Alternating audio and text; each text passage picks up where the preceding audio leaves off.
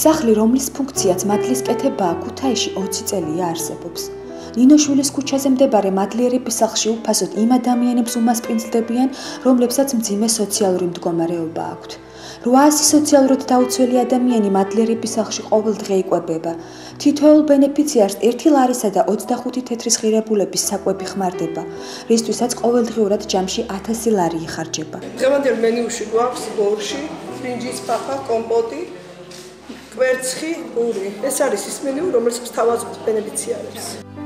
როგორც მადლიერების სახლის ბენეფიციარები ამბობენ, აქ მათ საერთო პრობლემა გაჭირვება აერთიანებთ და მადლიერების სახლში მათთვის განკუთვნილი თბილისადილი არსებობის ერთადერთი წყაროა. რომ არ გავდიოდი აქ, არნამდის არ მიქნებოდი, მაგრამ მე ძალიან შემინარჩუნა აქაურმა საჭმელი. ქუთაისის მადლიერების სახლის დირექტორის რევაზ ჩახუნაშვილის თქმით, გასულ წელთან შედარებით 100-ით მეტ ბენეფიციარს ემსახურებიან. არიან ოჯახები, არიან ყველანაირი ასაკის ადამიანები არიან. ჩვენთან აქვთ კვება, ერთჯერადი კვება, ის კალორიები, რაც საჭიროა მათი ორგანიზმისთვის, აუცილებლად ეს ხდება მერიისთან დადგომით, ბიუჯეტით, სუბსიდიით. მადლიერების სახლი ქუთაისის ადგილობრივი ბიუჯეტიდან ფინანსდება. მიმდინარე წლის დაფინანსება 590,000 ლარია.